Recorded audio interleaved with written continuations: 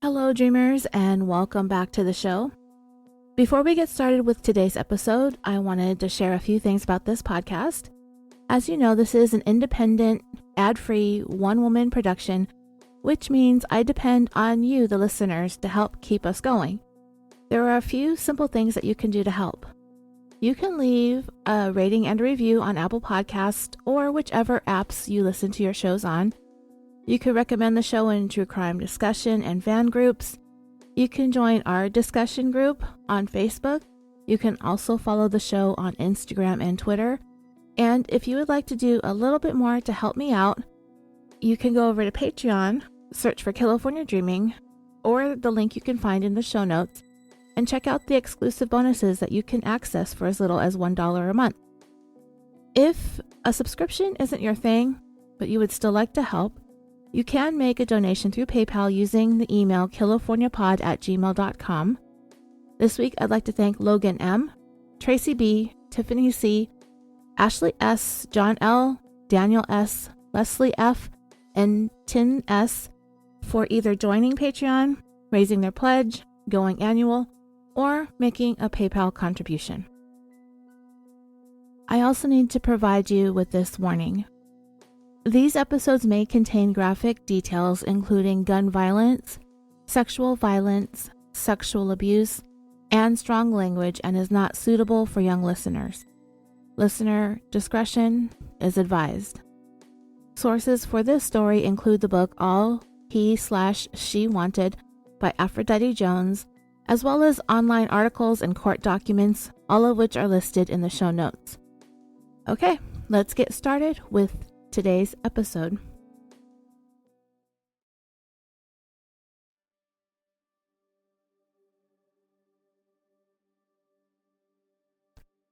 If you haven't listened to the first 3 parts of this series, you may want to pause this episode and go back and listen to episodes 226, 227, and 228 first, and then come back to this so you'll be caught up.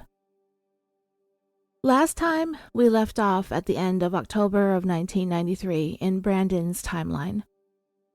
Brandon was still very much hung up on Gina, but he was trying to distract himself with a new relationship with a young girl named Daphne, and to an extent, also with her best friend, Lindsay.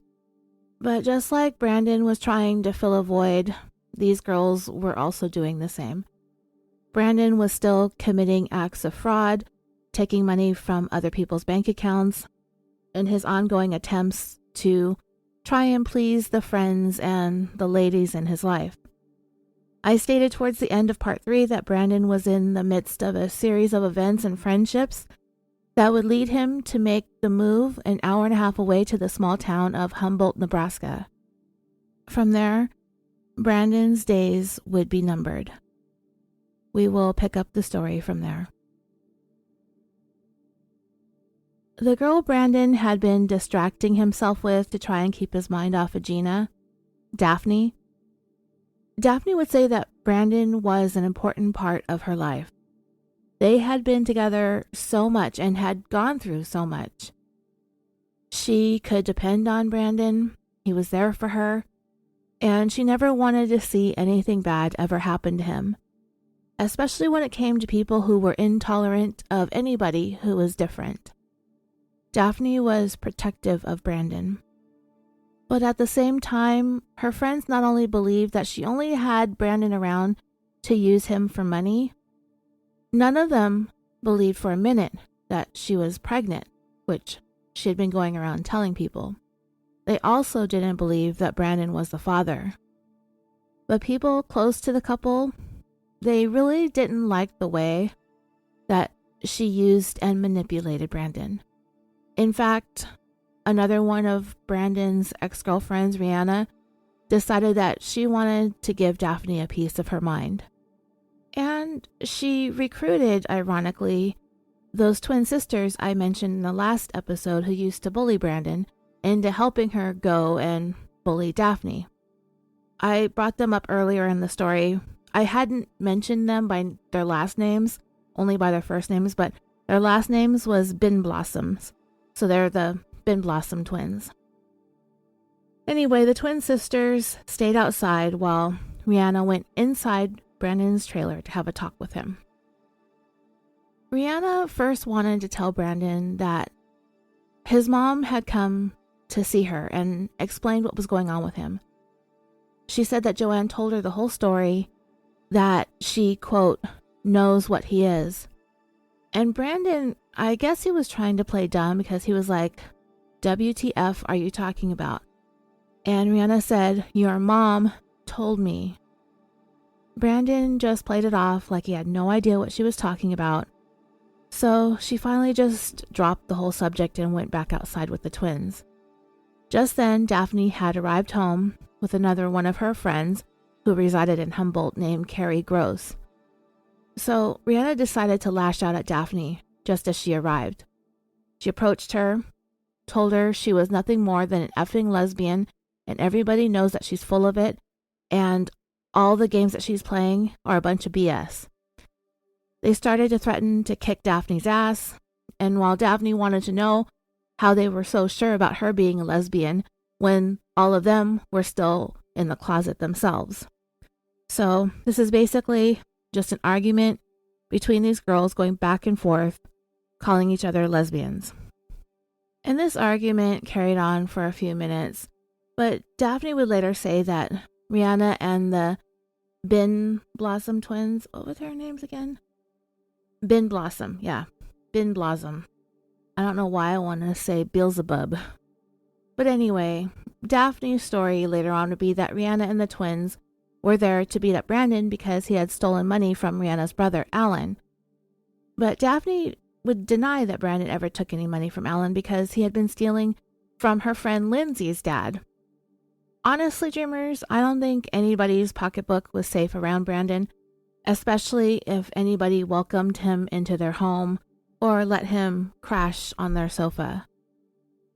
Eventually, this kerfuffle between these girls escalated to a point where a knife was produced, and Daphne ended up with kind of a superficial cut. It wasn't very deep or very serious. I don't even know if she went to the hospital. But Rihanna ended up being taken into custody for that and spent a few days in juvenile hall. Daphne had also obtained an order of protection against her, even though Brandon told her that she didn't need to do that. Because ultimately, Brandon wanted the girls to patch things up, and he actually managed to get that to happen, sort of. Rihanna and Daphne did speak, but it took a lot of convincing on Brandon's part to get that to happen. But their problems weren't really with one another. When you get down to the heart of the matter, it was mainly about Brandon, and he knew that, which is why he wanted there to be peace amongst all of his female friends, ex-girlfriends or otherwise. He didn't like it when there was conflict. He was the type of person that just wanted people to get along. Things were, however, slowly deteriorating all around Brandon when it came to his circle of friends. One by one, they were starting to get in trouble. The local police department were getting to know these kids and young adults, and they didn't like it, and the police were keeping a close eye on everybody. Rihanna had that short stint in juvenile hall. Then in the middle of November, Daphne was arrested and detained in the county jail for 7 days. When she was finally released, Brandon went to go get her. They talked and decided that they needed a change of scenery. They needed to get out of Dodge for a while until the heat died down. So they decided that the best thing for them to do would be to go and stay with Daphne's friend Carrie Gross out at her place in Humboldt.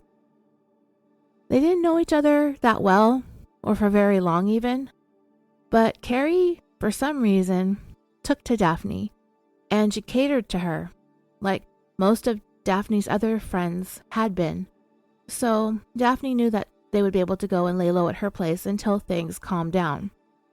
Now, dreamers, I don't know what the state of Nebraska is like. I've never been there, and if I have, it was only passing through because my parents, when I was young, loved taking cross-country road trips. I might have gone through the state. I don't know, we tended to stay more south than that, I believe. My dad was born in Indiana. I don't know, is Indiana part of the Midwest? It could be. I'm It's kind of fuzzy to me. I'm not quite sure. But I do know that he was raised in Michigan. And once he found his way to California when he joined the Navy, he never wanted to go back. He spent the rest of his life in California, and if he traveled, he stayed mostly in the southern half of the United States. I don't think we ever went any further north than Interstate 40. And that would take us, I'd say, about a state and a half south of Nebraska. So my dad left Michigan when he was about 17 or 18, and he never wanted to live anywhere where it snowed ever again. Anyway, to me, from what I've read and seen and studied about the area, it seems like there are a lot of quaint, small town vibes, but all of that is relative. Apparently, Carrie being from Humboldt, she was kind of a country yokel since they're all from the big city of Lincoln. Carrie was a little bit naive, so when Daphne introduced Brandon as her brother, Carrie just took her at face value. Daphne pretty much had Carrie wrapped around her little finger, just like she had Brandon on her other little finger. Staying with her in Humboldt was not going to be a problem at all. So they thought. The evening before Daphne and Brandon were set to head to Humboldt, Rihanna had come over to share some pizzas and pop, or soda, or whatever y'all call it from wherever y'all are from. They also watched a movie together. Rihanna wasn't sure why they had decided to go to Humboldt, but she knew that she was going to miss Brandon a lot, and she didn't want him to go, and she made him promise her that he would keep in touch. Later on, she would say that she would only ever hear from Brandon one last time, and it was a short phone call, and not much was said beyond hello and goodbye. Humboldt was described as a town frozen in time.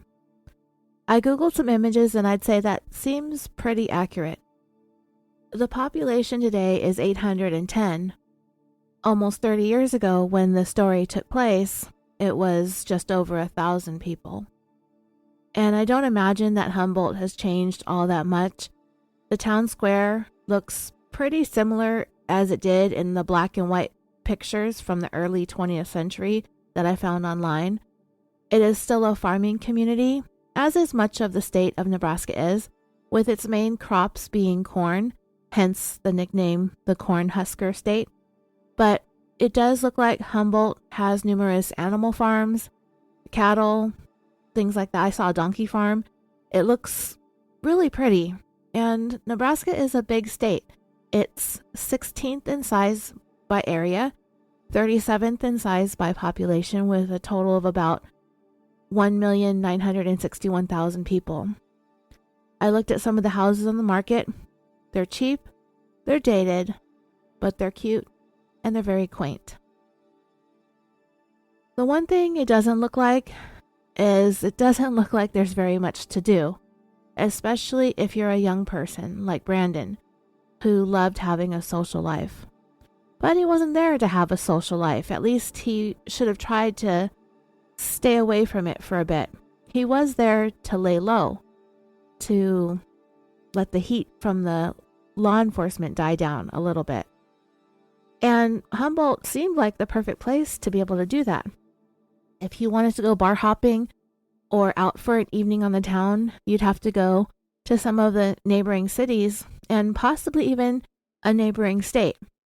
And it just so happened that when Brandon and Daphne got there in late 1993, winter had arrived early and it was harsh. Snow had blanketed everything as far as the eye could see. So it was basically big, wide, open, flat, barren, and frozen in every direction. Carrie drove Brandon and Daphne to a small 3-bedroom farmhouse just on the edge of Humboldt, where Lisa Lambert lived with her baby, Tanner. She only paid $125 a month in rent, so she often let friends stay with her for very little money or even for free. Carrie sometimes stayed there along with her boyfriend Mike, and Lisa was more than happy to help out Carrie's friends in their time of need. She really longed for the company. Lisa Lambert was a pretty, dirty blonde with bluish-greenish eyes, and those were one of her most prominent features, her beautiful eyes. In part 1, I stated Lisa was 22 years old. I couldn't figure out where I got the information from. I'm pretty sure I didn't just pull it out of my ass, but that is incorrect. She was actually 24 at the time when Brandon and Daphne arrived in Humboldt, and her son Tanner was 7 months old. I believe that in the book, all he/she wanted, a lot of the dates are off. I've come to discover that as I've compared to the things I found online. Anyway, Lisa had recently just begun to settle down. She had moved into that farmhouse with her son, and when she met Brandon, she immediately took a liking to him, like most people tended to do. At first, Lisa thought that maybe he was a little bit too young for her in terms of boyfriend material. I mean, at the time, he was turning 21 that December, so he was about 2.5 years younger than Lisa.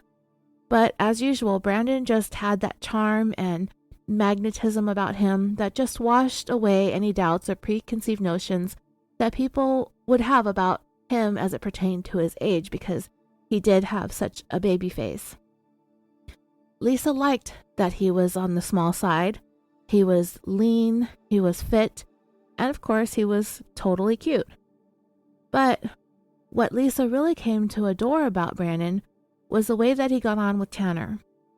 Brandon was a natural when it came to being around children. And that can very easily win over the affections of a single mom pretty quickly. Brandon was also a very welcome distraction from a relationship that Lisa wasn't quite over yet, that she had had with Carrie's brother, and his name was Shane Gross. He had kind of been with Lisa for all the wrong reasons. He sort of just used her and left her. After they had broken up or stopped seeing each other, Lisa met a new guy named Troy Newburn, and they ended up getting pregnant, and Troy decided that he didn't want any part of it, so he bailed. Lisa was pretty much done with men at that point when Brandon waltzed into her life.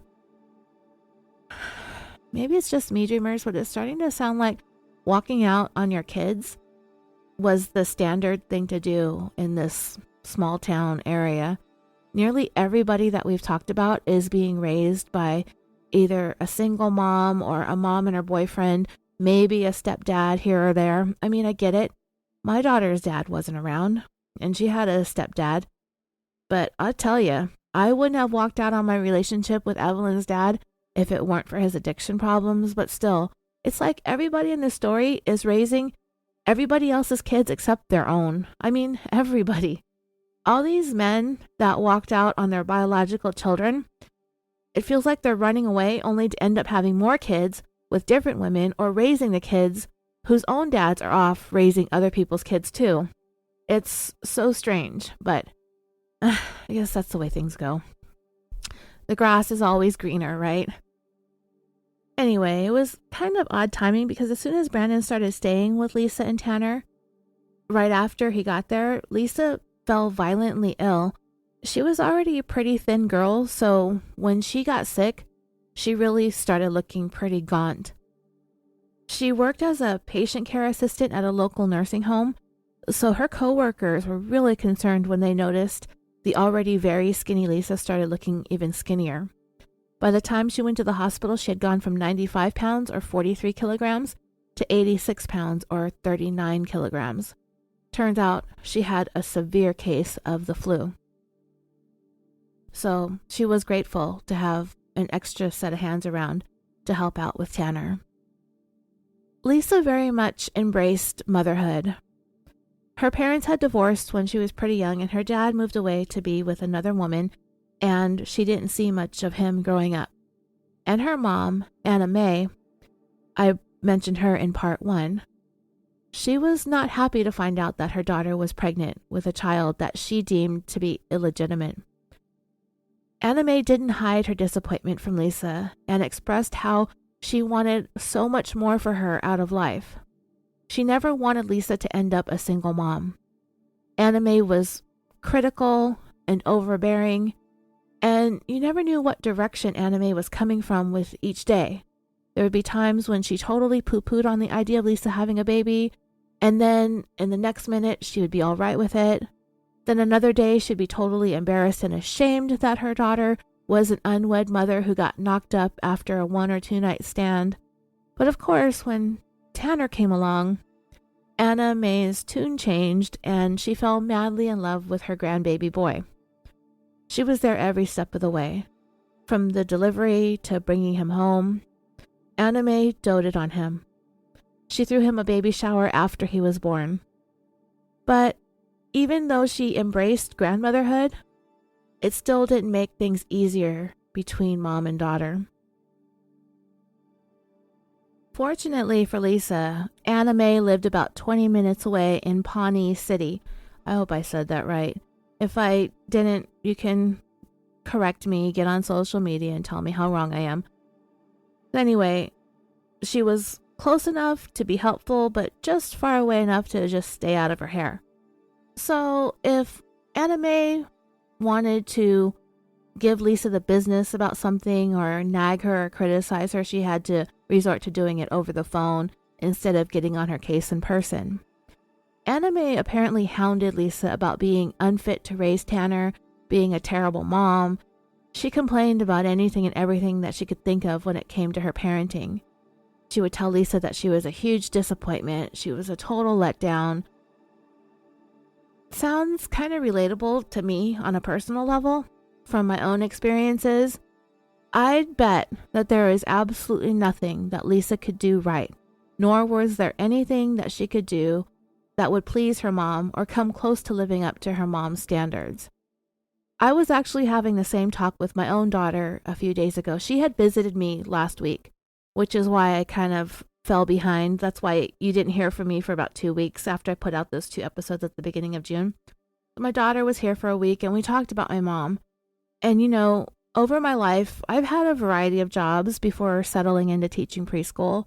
I worked in retail management. I worked as a barista. But beyond that, after I stopped working at preschool and began providing childcare in-home privately, I stopped telling my mom what I was doing for a living because she would constantly nag me about finding a quote-unquote real job, work in an office, work at a desk, work in a cubicle, learn to type on a typewriter. That's how old-fashioned my mom was. Those were the things that my mom thought was a real job. And that just isn't me. It's not my daughter either. She's not the type of person that likes to sit at a desk. I mean, now I spend a great deal of time sitting at a desk writing this podcast, but there was something that told me that still wouldn't be good enough for my mom. So I just stopped giving her any material to work with as much as I could and put her on a need-to-know basis. It was the only way that I could protect myself. It didn't stop the criticisms and the beratings, but the less my mom knew, the harder it was to come up with stuff to pick on.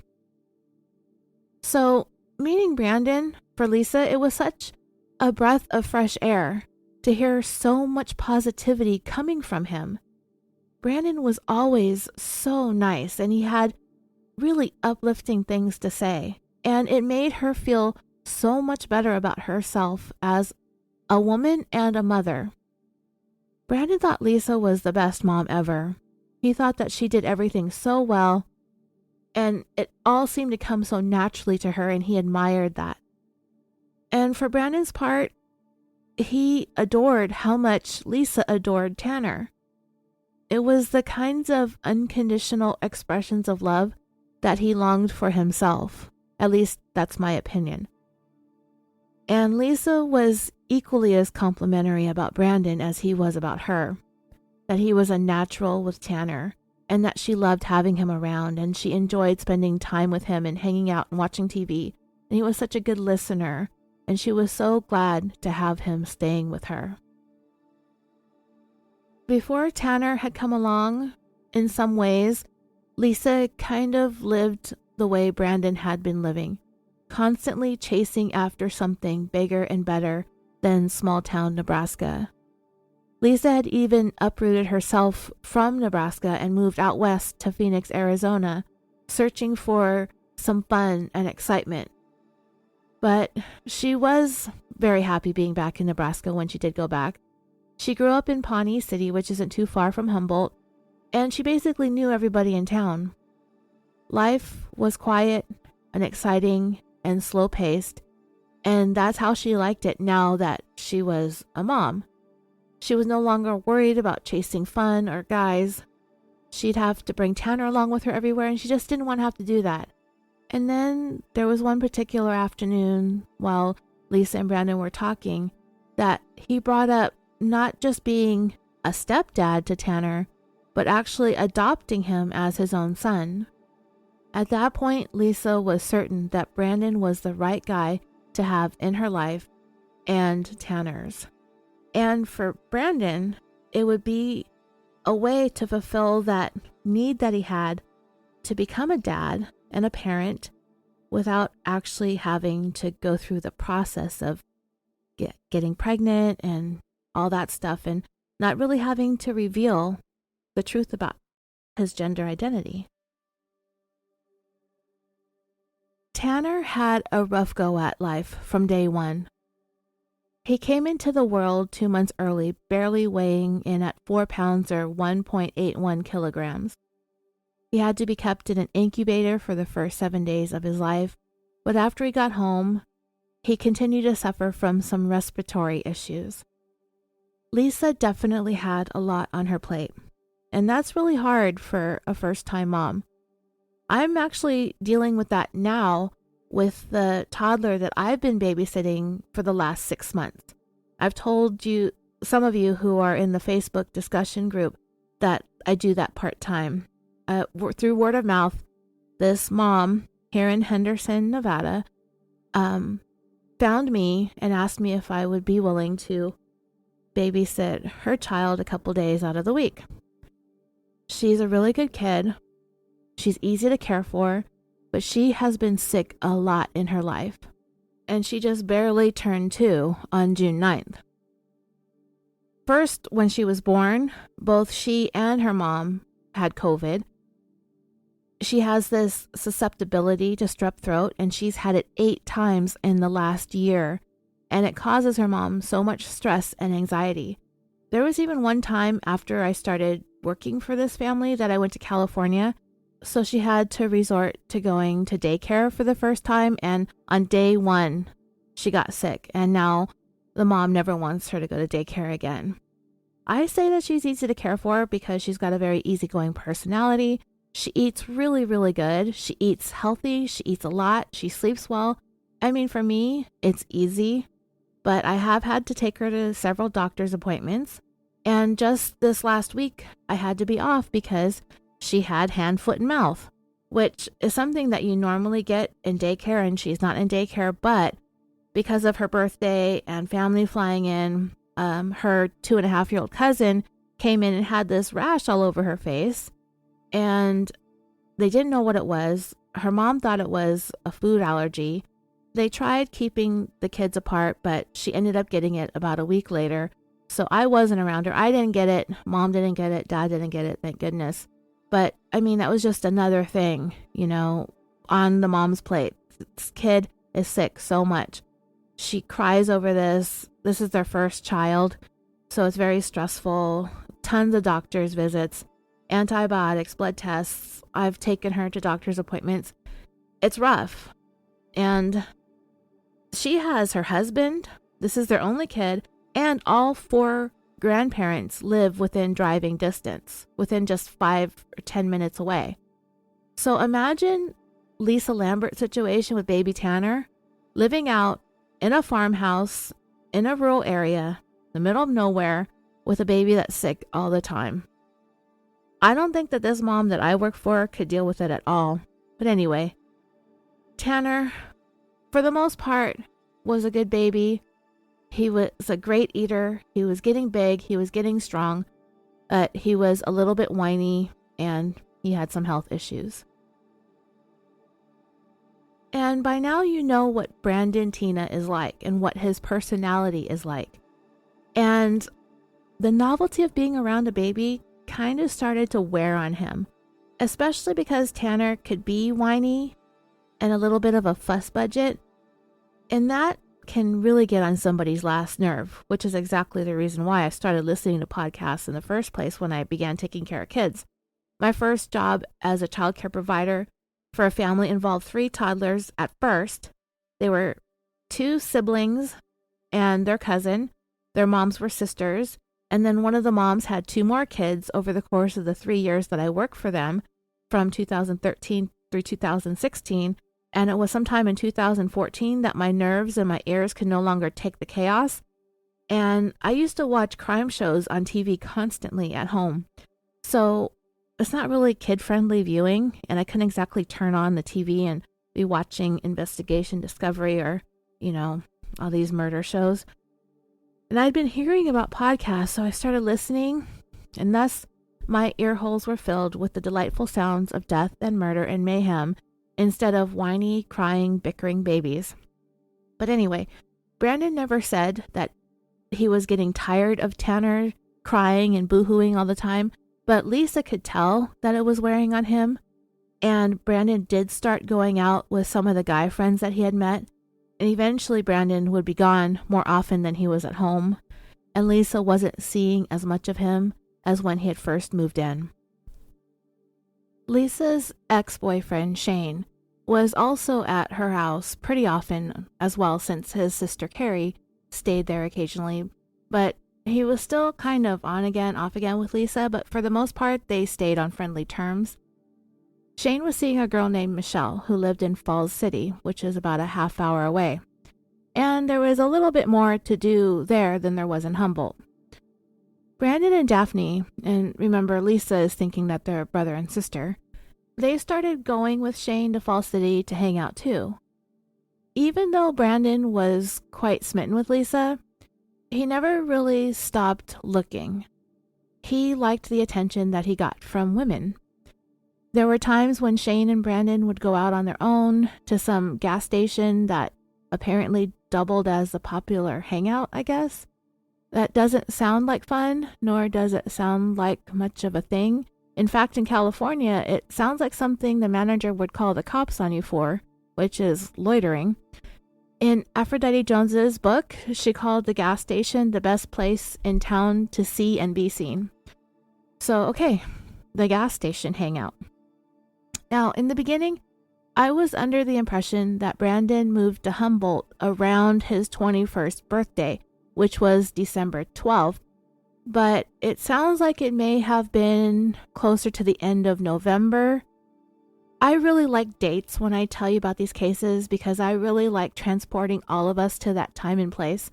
But that's what's missing from many aspects of this particular story. There aren't always exact dates when it comes to Brandon's various moves and various girlfriends. And some of the dates have been mixed up from what I found online versus what I'm seeing in Jones's book. So in all, it sounds like Brandon may have been in Humboldt for about a month or maybe 5 weeks. And when I say all of this happened really fast, it was very, very fast. Meeting new people, moving in with someone that Brandon didn't know, making friends and starting to join them at the gas station hangout. I mean, he didn't waste any time. Oh, and the gas station is called the Quick Shop or the Quick Stop, one or the other. And it's spelled Kwik. And this being apparently one of the coldest winters ever in Nebraska, it really doesn't sound like a good time at all. But to each their own. In the first few days of December, Brandon ended up meeting a friend of Michelle's named Kelly Rue. Kelly was still in high school, but she was instantly crazy about Brandon. He looked so much younger than his age of 20, almost 21.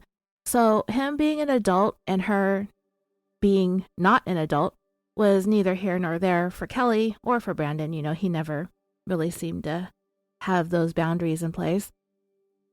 He told Kelly that his name was Tenor Ray Brandon, but to simplify everything, she could just call him Brandon. So much for his promise that he had made to Gina about getting honest and upfront with people from the start. He's still not being completely genuine, but I don't really have all that much of a problem with it, at least in the beginning when you first meet somebody. I mean, Brandon, he seemed like he was looking to have a serious girlfriend, but at the same time, he never really wasn't looking for other girls to date. That was probably just something that he told Gina, along with many, many other promises that he made that he really wasn't going to keep or was going to be able to keep. And as far as telling somebody on the first time that you meet them that you're transgender, it's just not that simple or that easy. But anyway, Brandon took Kelly to the skate rink, which was actually located in the state of Missouri, in the city of St. Joseph, which was is about 45 miles away from where they all lived. While they did have a great time and Kelly was really, really liking Brandon a lot, she did find out that he had a thing going on with Lisa Lambert, so she immediately backed off. And the reason is because Kelly and Lisa had known each other for a very long time and were really great friends, and Kelly did not want to jeopardize their friendship. But Kelly did notice that Brandon and Lisa weren't really getting along all that well in the days following their skate date, so Kelly didn't back off completely, even though I think she should have. I mean, I don't know if friendship and dating etiquette is different in small towns because of the limited number of people there are, but usually dating a guy that your best friend is dating is something to be avoided. I don't know. Well, again, different strokes for different folks. If Brandon and Lisa got into a spat, he would end up spending the night with his new friends in Falls City, and he spent most of his time going out and partying and dating and whatever it was that Brandon enjoyed doing. What got Lisa extra mad was that Brandon would leave, but he would use her car most of the time. He would be 30 minutes away over in Falls City, and then he would just come back whenever he wanted, often in the middle of the night. So Brandon, I mean, he had this charming and sweet way about him, and he had a way with people and making friends, but it feels like he always had like an ulterior motive, you know? And he may have liked Lisa and he may have loved Tanner, but it felt like Brandon would be wherever was most convenient for him in any given moment. Eventually, Brandon began pursuing a more serious relationship with Kelly instead of Lisa. He had become more interested in the high school party girl as opposed to the 24-year-old single mom who preferred staying in and watching a movie. And the more he gravitated towards Kelly, the more that he and Lisa fought. Eventually, Brandon began moving his things out of Lisa's home and into Michelle's, who was Shane's girlfriend, who lived in Falls City, and that was much closer to Kelly. I know all of this sounds super convoluted and complicated and getting into all this minutia of Brandon's love life, but it's important, at least to me in the timeline and the sequence of events, as to how Brandon ended up where he ended up. Anyway, while Brandon began pulling away from Lisa and Humboldt, Daphne was kind of starting to be over the whole thing. In the meantime, by early December, Brandon was hanging out with Kelly more, and he was depending on her to get around, mainly because Lisa was refusing to let Brandon take her car anymore because he had crashed it. I'm not sure if he was legally drunk or not, but he did have an open container for which he received a citation. Sort of. You see, when he got into the accident, he gave the officer at the scene a driver's license that belonged to a cousin of his named Charles Brayman. And fortunately, Brandon managed to get away with that. Not fortunate for his cousin, though. Brandon had a court date on December 15th, which he showed up for, and it seemed like he just needed to pay a fine or something like that. But just 2 days after the court date, Brandon was pulled over for speeding, and he again used his cousin's driver's license. It was after that speeding ticket that Lisa had had enough of him screwing around in her car and refused to allow him to drive it anymore. One evening, Brandon and Kelly took a drive in her car to Brandon's hometown of Lincoln, which is almost 2 hours away, right? And while he was there, he didn't bother visiting his mom or his sister, which doesn't surprise me. He did stop at a payphone and he called them real quick, and that was at a payday loan business where I believe Brandon may have cashed a bad check or written a forged check. I'm not exactly clear what he was doing there, but when he was done, he gave Kelly a tour of Lincoln and showed her some of the places that he had hoped to take her out on some future dates. He also showed Kelly this really big, beautiful home. Not quite a mansion, but pretty close by his standards, and he told Kelly that that's where his grandparents lived. It was in just about one of the nicest neighborhoods in Lincoln, but of course that wasn't true. However, his lie did serve its purpose because Kelly was totally dazzled by it all. The last stop that they made on this tour of Lincoln was at a store where Brandon had run in and he bought 3 single roses, one to give to Kelly and the other 2 for Carrie and Lisa. He stopped real quick to see Lindsay and Daphne also. That took less than 5 minutes. When he presented Kelly with the flower, he told her that he wanted her to be his girlfriend. She was unsure about it, but she eventually admitted to him that evening that she had not had sex with anyone yet, and she explained to him that she was waiting for the right man, and Brandon told her, yep, that's a totally good idea, and he was completely on board with waiting. Lisa had a hard time dealing with whatever her place in Brandon's life was. She expressed her love for him in a long letter that she wrote, that she wanted him in her life because he meant so much to her and Tanner. And as usual, things had moved along so quickly. Lisa was convinced it was the doing of others talking him out of being with her that was the problem, and she tried urging him to not listen to anybody else, don't let others come between them.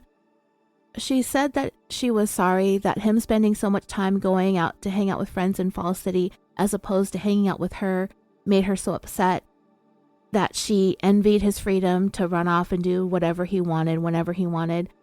Lisa blamed Brandon's desire to be there in Falls City with a whole brand new set of friends for being the reason that there was a wedge between them. And she was truthful. She had wished that he had never gone to Falls City in the first place.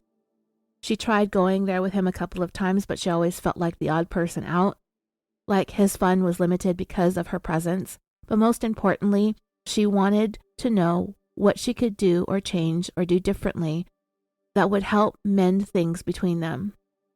If she had made mistakes, she wanted Brandon to tell her. She wanted his help to understand so she could make the changes and that things could improve between them. Brandon's birthday was coming up in the following week, and she wanted to know what plans, if any, he had. Because whatever it was that he wanted to do, she wanted to join him. She also told him that as far as everyone else who shared her house was concerned, even though they were pissed off at him because of the way that he had treated her, she had spoken to them and everything was okay. There wouldn't be a problem with anyone living there with them, that he didn't have to be worried about coming back home. So basically, Lisa poured her heart out in this letter in the hopes of fixing things, getting back to how they had started off in the beginning. It's clear that Brandon, despite all of his shortcomings, had this stronghold on the emotions of the women in his life that just had them falling all over themselves to be with him. I don't know why Brandon had a hard time settling on just one. I guess perhaps he enjoyed all of the attention from girls getting all goo goo gaga over him. Maybe quantity was the priority over quality, or Brandon was just always searching for something, perhaps filling a void that was really huge and difficult to fill. Or it could have been as simple as just wanting to sow his wild oats until he was ready to settle down, and he just wasn't there yet. He tried convincing several women that he was, but his actions indicated otherwise. Lisa had finished her letter to Brandon by telling him that she was physically ill over their breakup, and she pleaded with him to come back to her, that they could work through this, they just needed to talk. All she wanted and all she needed to start to begin to feel better was for her to pick up her phone and hear his voice on the other end of the line. When Brandon received Lisa's letter, he didn't go running back to Humboldt, nor did he even really run to a phone and call her immediately. I mean, the fact was, Brandon was messing with Lisa. He was messing with her feelings, he was running his game, doing whatever it is that he did. And it was angering Lisa's friends, especially Carrie. And remember, Carrie was good friends with Daphne, the girl that Brandon moved to Humboldt with, and also friends with Lisa, who had dated Carrie's brother Shane. And I know this is all over the place, and I'm sorry, and I'm having a hard time keeping up with all of the ladies in Brandon's life at this point in time, too. Carrie also wrote Brandon a letter giving him a hard time about the games that he was playing, demanding that he stop all this nonsense and have a little bit of respect and compassion for Lisa, especially considering how she was there for him when he needed a place to lay low. She told Brandon that Tanner hadn't been feeling well, so it was kind of messed up, that he had all but stopped coming around, spending all of his time in Falls City acting a fool. After all, what was all that BS about wanting to adopt Tanner in the first place? Those were his words. That's what he had said. If that were to have ever happened, he certainly wouldn't be able to just up and run off with his friends whenever he didn't feel like being there for Tanner and Lisa. Carrie also gave Brandon the business about having attempted to give Lisa the ring that he had once given to Gina. Yeah, he did that. Remember, Brandon purchased that ring for Gina using the credit card that he had stolen from Gina, and ultimately she gave it back to him even though she technically paid for it herself. Carrie questioned what the hell that was all about. And if he really wanted to give Lisa a promise ring, then do it. But make sure it's not the ring that he had given to Gina. You know, this is the small town kind of stuff, and everybody knew about his undying love for Gina. Everybody knows everybody's business, and everything that Brandon had gone through in September through November, begging Gina to take him back to no avail. And everybody knew that Brandon continued to carry a torch for Gina because when he moved to Humboldt, he brought a scrapbook full of pictures and memories that he had had with her. Everywhere that he lived, he had this picture book or scrapbook or photo album with him. He had pictures from that big party that he had thrown at the Harvest Hotel. That was an engagement party. He had tons of photos from that night, him in his tuxedo, him down on bended knee, the whole thing. And Brandon constantly talked about the things that he did wrong in his relationship with Gina. And Lisa was willing to listen to Brandon as he poured his heart out about how badly he messed up that relationship. It always felt like to her that he needed to get these things off his chest, even though it might have been difficult to listen to. However, Lisa's letter did tug at Brandon's heartstrings, and he felt bad for the way that he had treated her. He eventually got in touch with her and told her that they would spend his birthday together. He wanted to spend it in Falls City, and she was all for it. In fact, she was going to make plans to surprise him with a party the weekend of his 21st birthday. All of his friends would be there, along with an endless supply of beers and pizzas. Well, when you have a lot of friends, lots of lady friends, you run the risk of more than one of them deciding to throw you a party, especially if they really like you. And well, one of them threw a party for Brandon earlier in the day of his actual birth date, December 12th, 1993, which fell on a Sunday that year. And Lisa attended that party, and she stood by quietly while just about every single female at the party gave Brandon a big ol' wet birthday kiss. Messy, gross kisses, apparently. Lisa took it in stride. After all, this was his 21st birthday. I wouldn't be okay with that if Brandon was my boyfriend, but whatever. In addition to that, it seemed to be understood that Lisa and Brandon were an item. They described him as being kind of a pervert, like most guys, apparently. So I guess to some, this type of behavior was acceptable. So yeah, okay. Dreamers, in case you've lost count, well, I think my official count sits at 7 girlfriends that Brandon had been officially committed to, maybe loosely committed to at some points, I guess you could say, starting in the summer of 1988 when he was with Tracy, Then he went from Tracy to Heather, Rihanna, Gina, Daphne, Lisa, and Kelly. That's 7 girlfriends in 5 years. I've been keeping a chart as we're going along here, so I'll be able to call roll occasionally just to remind ourselves of all the various ladies that loved Brandon. Brandon was enjoying himself so much the afternoon and evening of his birthday that when everyone was getting ready to head back to Humboldt and leave Falls City, he didn't want to go, despite the fact that at least a half dozen of his friends were headed there, including Lisa, who seemed to be the one that everyone understood was Brandon's official date for the evening, even though Brandon was getting busy and friendly with all the ladies. It's almost like Brandon had his own personal harem and was like loving every minute of it.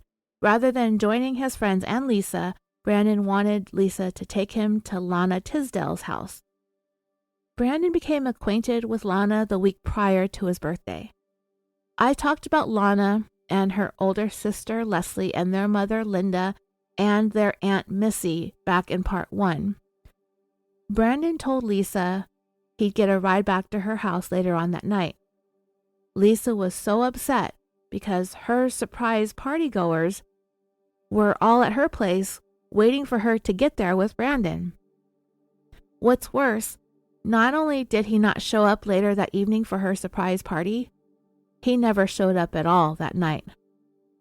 Lana Tisdale would eventually be Brandon's 8th and final girlfriend/love interest. When Lisa got home, she was so angry, and she decided to take a chance to try and get in touch with Brandon, so she tried calling the payphone that was located at the Quick Stop gas station hangout that I talked about earlier, and just her luck, Lana Tisdale picked up the phone. Lisa started going off on Lana, telling her that she was just another girl that Brandon was trying to play games with, but Lana ended up hanging up on her and told Brandon what had just happened. So Brandon picked up the phone and got Lisa back on the line and told her to mind her own business. But Lisa told Brandon that she didn't call the payphone, nor did she ever speak to Lana. A shouting match over the phone ensued until Lisa became so infuriated in front of all of her party guests that she threw the phone across the room. It was very unusual for the typically even-tempered Lisa to lose her cool like that. And guys can do that to you, bring out the worst in the women that they mess around with. Anyway, Kelly, the other young woman mixed up in Brandon's love hexagon, she called a payphone to give Brandon a piece of her mind and to tell him that it would be best if he came to the birthday party that they had for him, but he flat out refused. Then that caused Daphne to blow a gasket, and she ended up going out to Lisa's car to look for some paperwork that she knew that Brandon had hidden underneath the driver's seat of the vehicle. She found an envelope that contained several traffic tickets and legal court documents, and this pack of angry girlfriends gathered around the dining room table to see what all these papers were about. And when they did take a look at the various traffic citations, that's when they first noticed that the tickets were written to Teena Brandon, and that his sex was listed as female. As stated, Brandon had met Lana Tisdale about a week before his birthday. He had stopped in at some karaoke bar in Fall City to have a drink and watch some of the singers, and Lana happened to be one of them. As soon as she got on the stage and began singing, Brandon was immediately taken with how incredibly sexy she looked and sounded. When it came to her looks, her face, her eyes, her hair, her striking features, her slender frame, he was just enthralled, and he had to meet this girl. But he kind of did it in a creeper, sort of stalkerish kind of a way. When Lana and her friends were finished at the karaoke bar, Brandon nonchalantly got up and followed them out to the parking lot. As they drove off, they never noticed Brandon was following them or driving behind them. They ended up at the Quick Shop, and Brandon looked on as everyone in the car went inside the convenience store except for Lana, who decided to wait in the vehicle along with a friend of hers named Rhonda McKenzie. I also mentioned her in part 1 of this series. She was the girlfriend of one of the main characters in the story, John Lauder. So remember those two people, Rhonda Mackenzie and John Lauder. Brandon walked over to the car and he tapped on the window. He leaned in and told Lana that he was hoping to find her. And she was kind of puzzled and asked, "What for?" That's about as smooth as Brandon could get in the moment because his answer was, "I don't know." He said he wanted to talk to her because he wanted to know her name. She said her name was Lana. He asked her if she would step outside and speak to him for a moment, but she hesitated. Brandon's game kicked back in and he said that he had been at the karaoke bar for the past few weeks and he couldn't help but notice how good of a singer that she was and he wanted to meet her. Lana said that she couldn't recall ever having seen him, but he said that he had definitely seen her. He couldn't miss her because of how beautiful she was and that he was sure that she gets told that all the time. And she said, "Well, not really." Brandon told her that she was the most beautiful girl that he had ever seen in Falls City and that he wanted to take her out on a date. She asked his name. He said Brandon. She asked him his age. He said almost 21. She said she'd think about it, and he told her to think about it right then and there and asked her if she had any plans that night. Lana was unsure at first because she thought Brandon looked female. But when he talked, he sounded like a guy. But Lana absolutely loved his youthful face. She thought he was so cute, sharp dresser, he was very gentlemanly, nothing like all the other guys in town. And it didn't take long for Lana to agree to go hang out with Brandon that same night. Lana's mom, Linda, finally emerged from the quick shop. She had bought some bags of ice that they needed, and from there they all went to the Tisdale home, which was just a couple minutes away. Brandon was invited inside. He had some snacks and some beers, and Lana kept pretty busy attending to the other guests at this gathering that they were having. And among the guests were Linda's half-sister, Missy, and her date that night was Tom Nissen. John Lauder was there also. And those are definitely two names that you're going to want to remember, Tom Nissen and John Lauder. John Lauder had actually been a frequent guest at the Tisdale home. He had known Lana and her family for a really long time, and they were pretty much like family. So that's how John was connected to Lana, and then Lana connected to Brandon. For their part, Lana's sister, Lindsay, and her mom, Linda, they really warmed up to Brandon pretty quickly. He had that personality, like I've said, that people found really charming and likable, and they liked him for Lana, much better than the guys that she usually dated. And remember, Brandon had a couple of girlfriends that he was interested in lingering around on the back burner, but that didn't really matter much to him. He was instantly taken with Lana, and the feeling was quite mutual. Brandon was apparently working on putting some distance between himself and Lisa, probably looking for the next place to couch surf to along with another girl to fawn over him. But by the following evening, Brandon and Lana had already begun getting intimate with one another, kissing, just generally getting physical, but not too carried away. At the time, Lana was 19 years old, and of all the girls and women that Brandon had been with thus far, Lana was by far the most experienced one when it came to sex. In Aphrodite Jones's book, she described them as having started sleeping together in pretty short order, and that Brandon was the best lover that Lana had ever been with. What exactly that means and how far things went is kind of vague at this point. However, Brandon was so into Lana, they were together constantly, almost right from the start. And when they weren't together, Brandon could not stop thinking about her. So now you can see how all these little things that Brandon had done and the various directions that he chose and the people that he encountered, how it all leads up to what would ultimately happen. Brandon had a court date a couple of days after his birthday for which he was a no-show. He had entered a guilty plea a year and a half earlier and a part of the deal was he needed to check in person.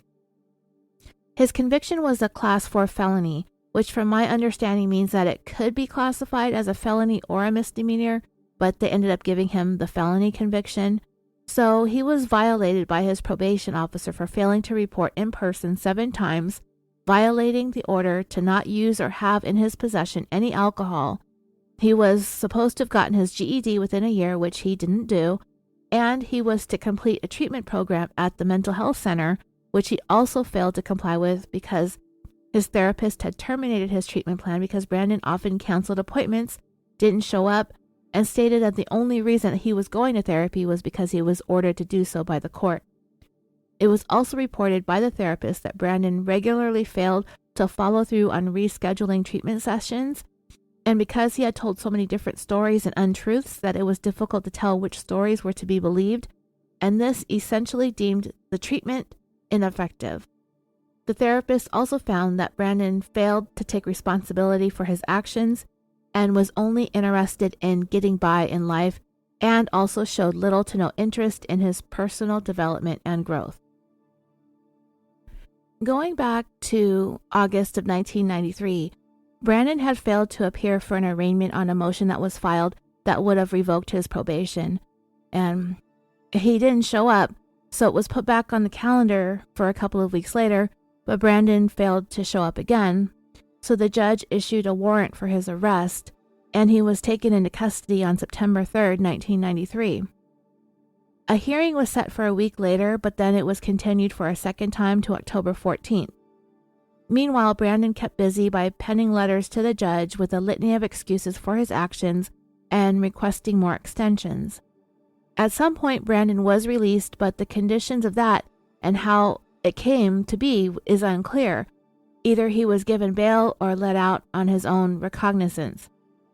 His case was held over to December 14th, but Brandon had again failed to appear, call, or write to the court, so this time a warrant was issued, and all law enforcement agencies across the state of Nebraska were put on notice that Teena Brandon was wanted. The following day, on December 15th, 1993, Brandon actually showed up in a Richardson County court for the open container charge. But if you recall, the name he had given when he was cited for that was his cousin's name, Charles Brayman. So when that name was called in court, Brandon identified himself as Charles. He entered a plea of not guilty and turned down a court-appointed attorney, indicating to the court that he would be hiring his own private counsel. Brandon was given a pretrial hearing on January 5th, 1994, and subsequently released again on his own recognizance. But as we know, Brandon would not live to see that court date. Things began to snowball even more so for Brandon by the next day, which was December 16th.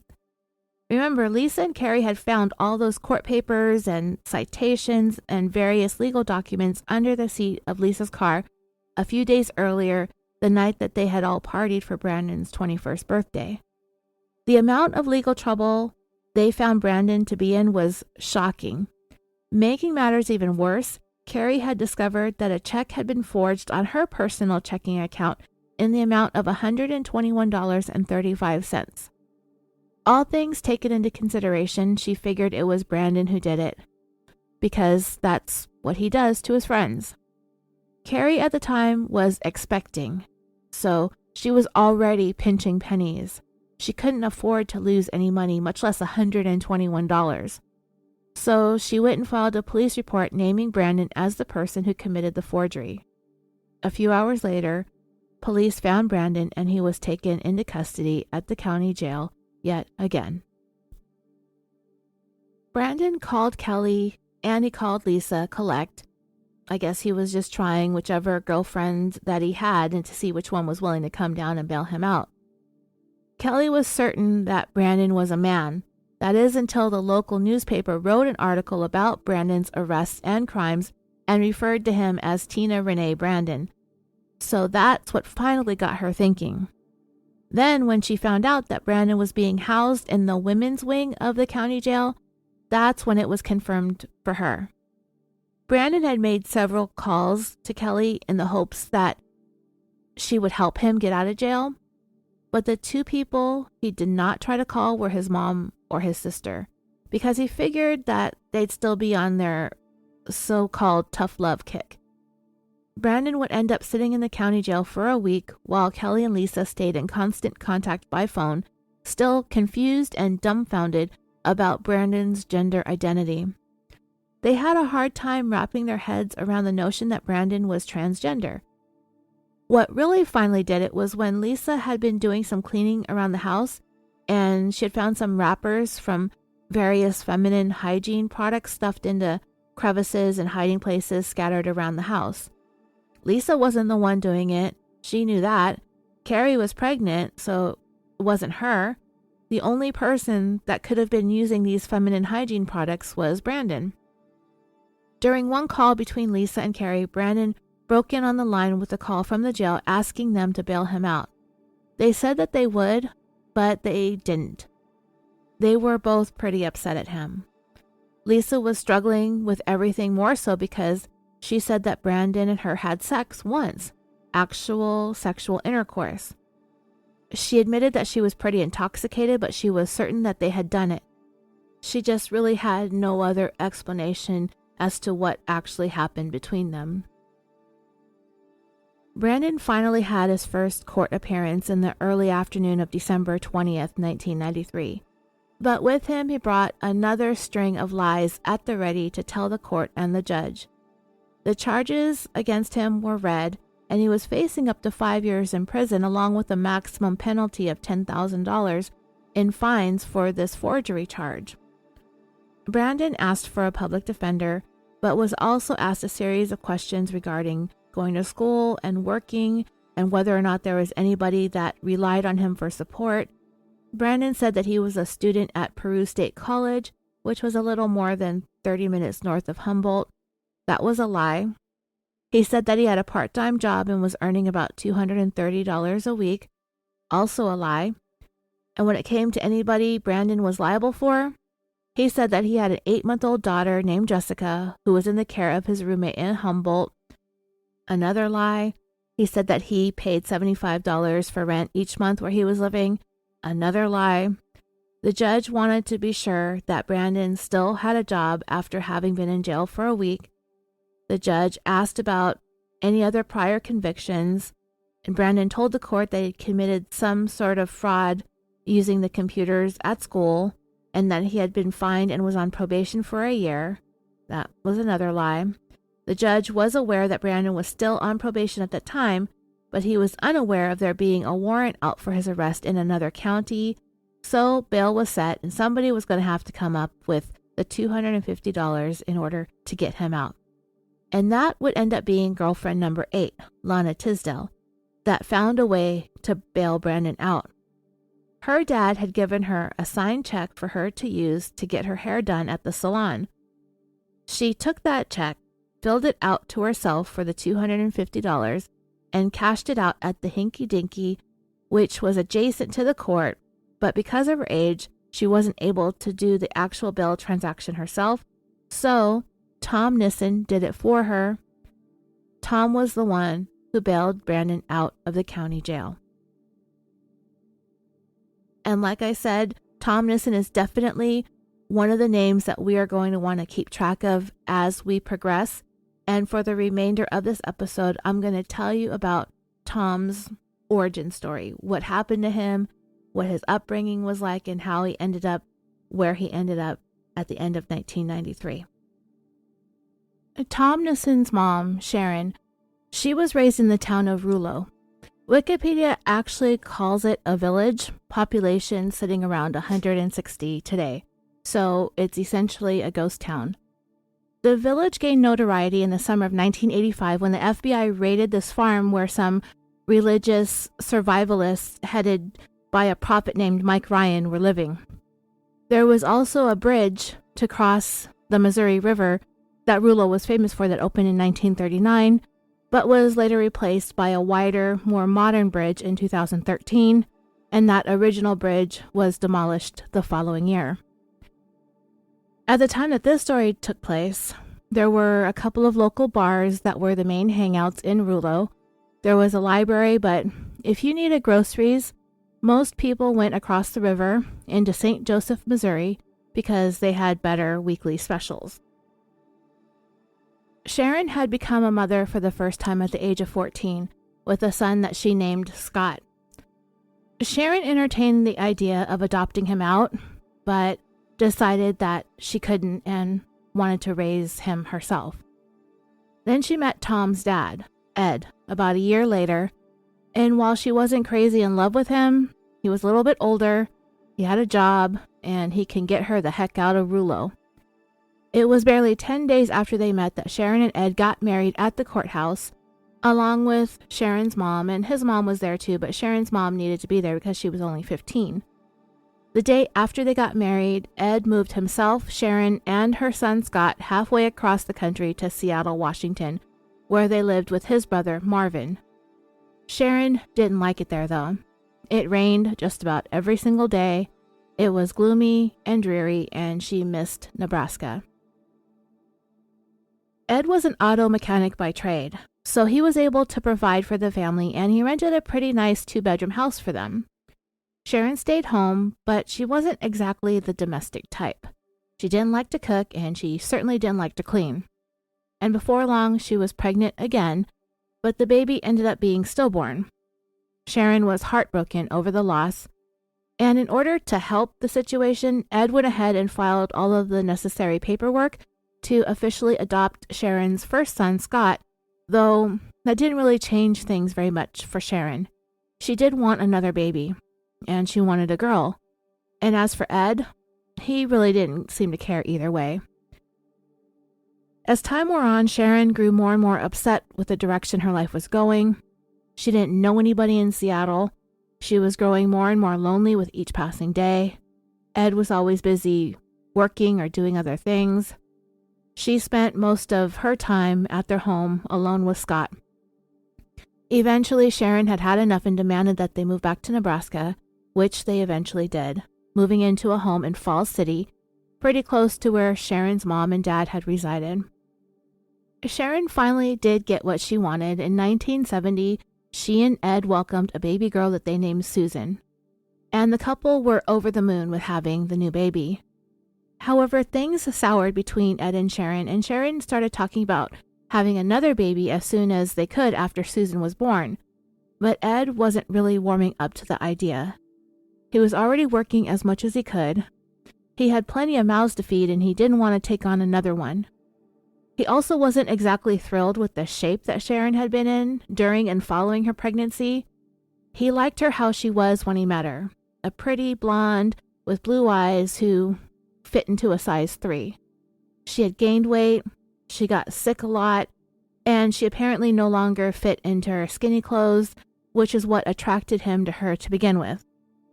Aside from that, Ed had started working as a salesman, so he was around a lot less than when he was working as a mechanic.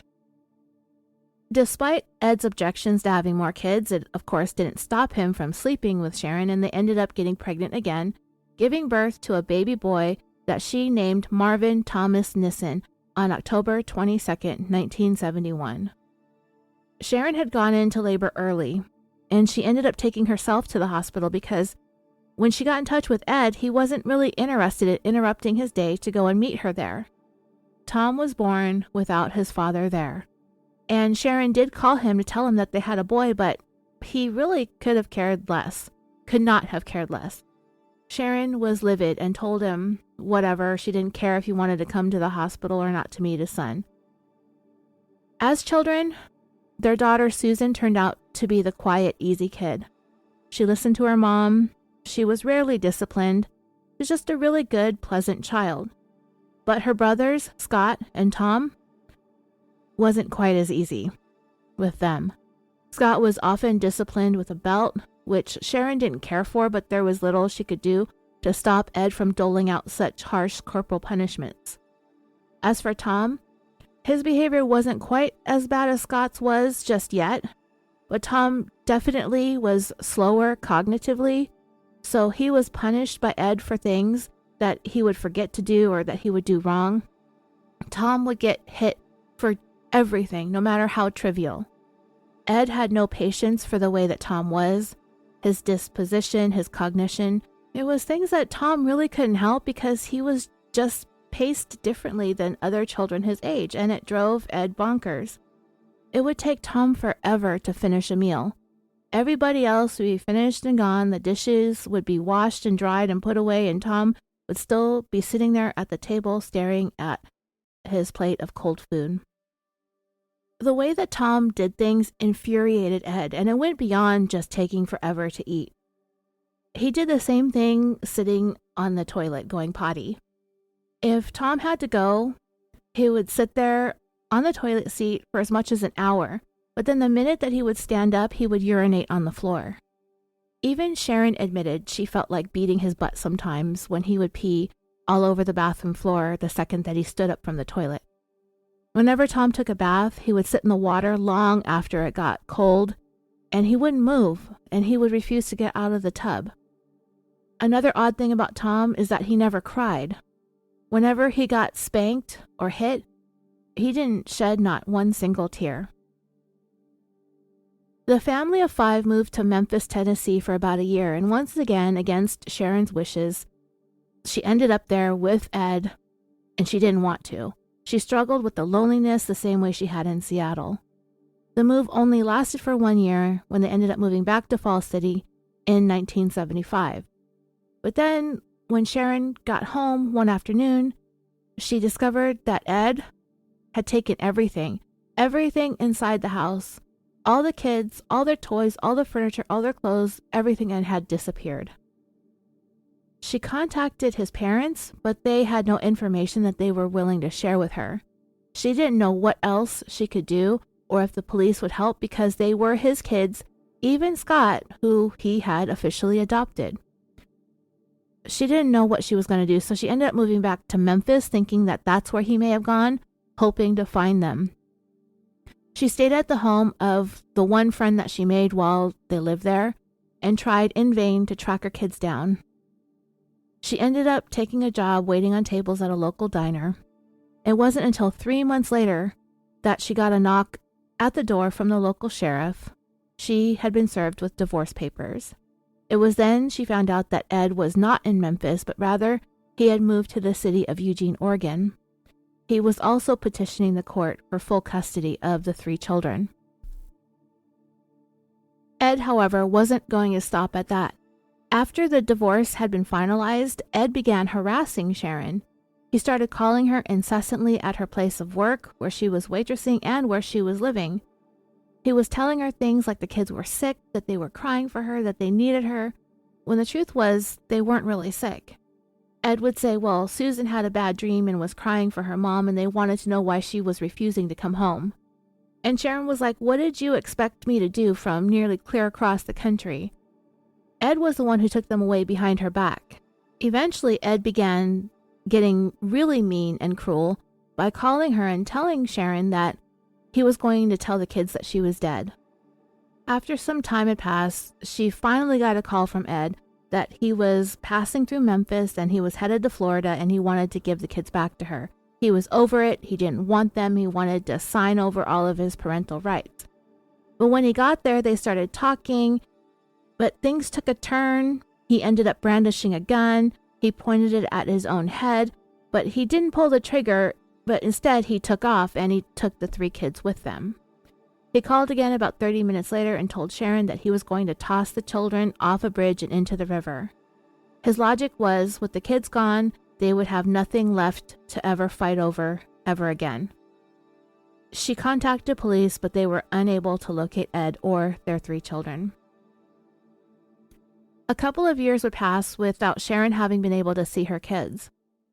She eventually moved back to Falls City from Memphis. She met and married a guy named Bob Popejoy, and it was a rocky relationship that involved heavy drinking on his part, some stints in jail, and they married, divorced, and married a second time, and there was some very severe domestic violence incidents as well. If nothing else, Sharon was kept quite busy with this second chaotic marriage. She finally got to see the kids in the summer of 1978 when she took a vacation to Southern California. Ed decided to meet her there, so he drove from Eugene to Anaheim, where they spent the day at Disneyland together. Tom Nissen still had the pictures that they had taken from that day some 15 years later. Other than that, Sharon rarely saw her children. Ed would come to Nebraska to visit his family, but he did whatever he could to keep Sharon from seeing the kids. It was many years before she actually was able to have that hard conversation with her children, to try and explain how or why she didn't or couldn't fight harder for them. Scott was really the only one who was able to absorb what their mom was telling them. When she finally talked to the kids, he was already 13 years old, and he understood, but the other two were a little bit younger. Scott was also told that Ed wasn't his biological dad. So that ended up causing him to feel like everything his dad had been telling him over the years, especially the stuff about his mom, that it was all lies. In fact, when he saw his mom in Falls City, he wanted to stay with her. He didn't want to go back with Ed. But that only caused Ed to fly off the handle. He yelled at Scott and told him that his mom was a good-for-nothing whore and that he would be going to live with his mom over his dead body.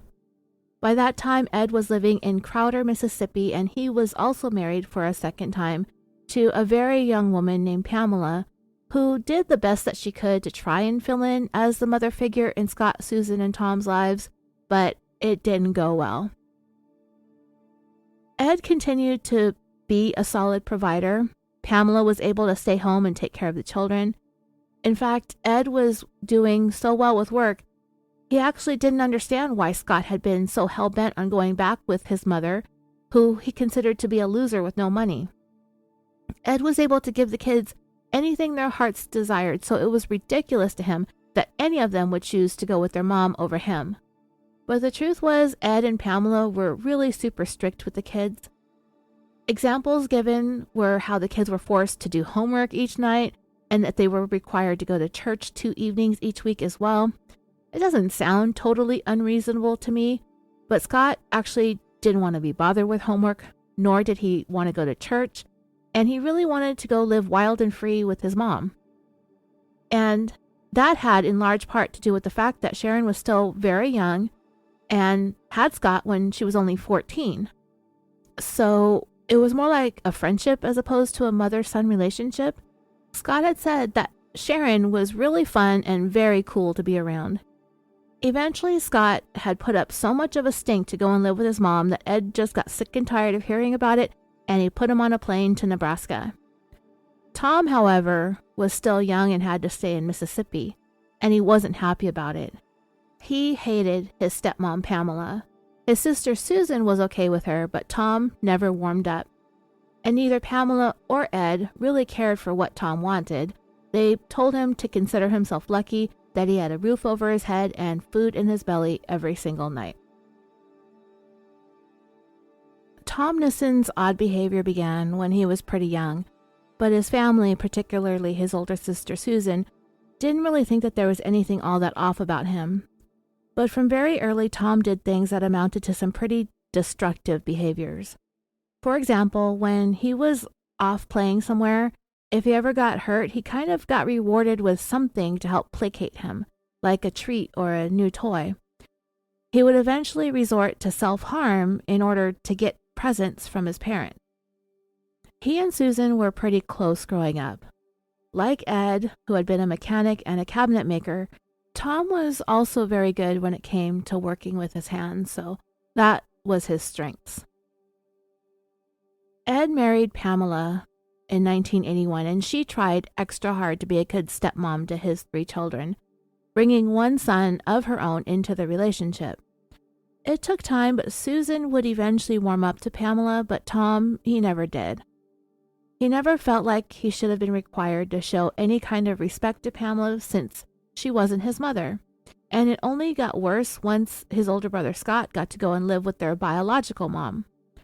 The difference, however, is the fact that Ed wasn't Scott's biological dad, but he was Tom's dad, and that had a lot to do with Scott's move to their moms instead of him being able to go too. And as soon as Scott found out Ed wasn't his dad, that was when he started rebelling, often running away to go stay with Sharon. Ed had finally just gotten sick and tired of chasing after him and just gave him back to his mom. But none of that really meant anything to Tom. All he knew was that he had his older brother with him until all of a sudden he didn't. He got sent to live with their mom, and it was a long time before Tom got to see Scott again.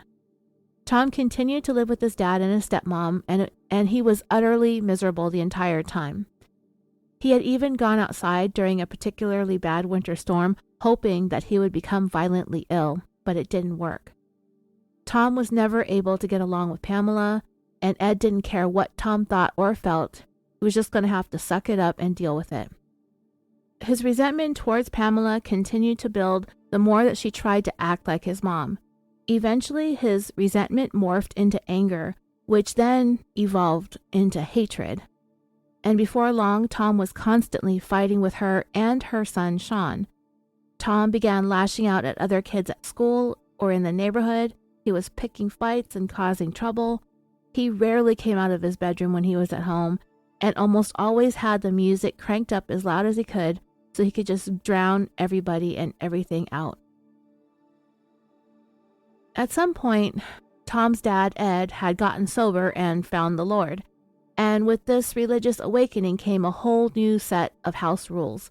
No more TV, no more rock music, no school dances, none of this nonsense. Going to church was no longer a choice, it was a requirement, and Tom couldn't stand it. Every second of it, he hated church. Then about a year into Ed's marriage to Pamela, Tom got into some trouble when he got into the wallet belonging to a friend of his dad's who had stopped by to visit, and he stole a $100 bill. When Ed found out about the missing money, Tom gave it back, but the punishment was harsh. Ed beat the ever-living shit out of Tom. Tom would say that he was so desperate for love and attention, and acting out was a part of that. But the thing was, his dad and Pamela ended up having their first kid together, so all of a sudden their love and attention was going towards this new baby, and as a result, Tom became even more withdrawn than ever. Tom did get a measure of contentment any time that he was able to cause a huge fight between his dad and his stepmother. They fought frequently over Tom and his behaviors. After all, any attention is good attention when you're in a situation like Tom's, I suppose.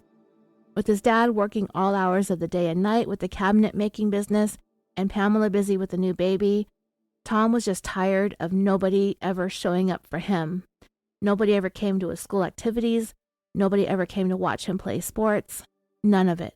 His dad was never there. In 1984, that's when Ed moved the growing family to Mississippi, and the fighting between Tom and his stepmom really started escalating. What's worse is that she was pregnant again, and really about to give birth any day when she and Tom had gotten into a knockdown, drag-out fight. What was the fight about? Pamela was told that Tom used a swear word recently. What was the swear word? He said, damn.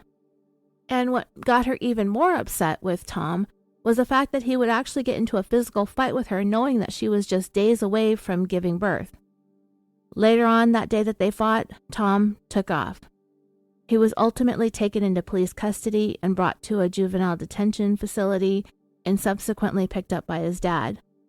Ed said not a single word to his son on the drive home from juvenile hall. Tom started feeling a little bad that the only thing he ever seemed to do anymore was to piss his dad off. When Tom was around the age of 12, he tried alcohol for the first time. He chose to start off with some Southern Comfort. And that was the start of a years-long, seemingly non-stop binge of drinking and drugging. The way that whiskey made him feel was a feeling that Tom never wanted to stop chasing. When his older sister Susan got to the age when she started going out with boys, and now that all of her time was being taken up and her attention was diverted elsewhere, Tom started feeling more alone than ever. A feeling that the drugs and the drinking helped to numb. And not only was Susan dating, she was also hanging out with their stepmom more and more. They'd kind of become like friends, to a point that Tom began to feel like the two of them were conspiring against him. What were they conspiring? Probably nothing, since Tom seemed to feel as though the world needed to evolve around him, apparently. Before long, Tom trusted in nobody except for himself, and I don't think even that amounted to very much. So Tom's sister, Susan, has stated that Tom never really got into any serious trouble, that is until the family made the move to Mississippi. He then began stealing cars and running away, and it seemed to come out of nowhere. There were times when the siblings would stay up at night and they would talk or hang out or watch something on TV, and everything would seem to be okay, but then the following morning, Susan would discover that her brother had left in the middle of the night. Tom had a hard time dealing with his parents' divorce, and he really wanted to go live with his mom and his older brother, Scott. The split between his parents was difficult, and he never really coped with it. Susan understood, but at the same time, she was able to accept that things just are the way that they are. And it's just life, and you have to take it as it comes. Tom began playing with matches, and sometime in 1985, some dry brush and grass ended up catching on fire behind their house. The family didn't think much of it. Kids play with matches, these things happen. At least that's what Susan figured. But it was later on that same year that Tom was expelled from school for either using or possessing illegal drugs. According to Susan, when their dad discovered that Tom had been kicked out of school, he grabbed a stalk of sugarcane and he proceeded to beat Tom so hard with the thing that the sugarcane stalk actually snapped in half mid-beating. I don't know how many of you have ever seen or held an average stalk of sugarcane, but a beating with this thing sounds pretty rough. My mom used to plant all kinds of things in our backyard, and there was a time when she had some stalks of sugarcane growing. And it was about that summer when there was lots of construction going on in a large empty field near the neighborhood where we lived that had used to be a dairy farm. And when that construction happened, all of the varmints that lived in the field sort of scattered, and the neighborhood became infested with rodents, particularly like gophers.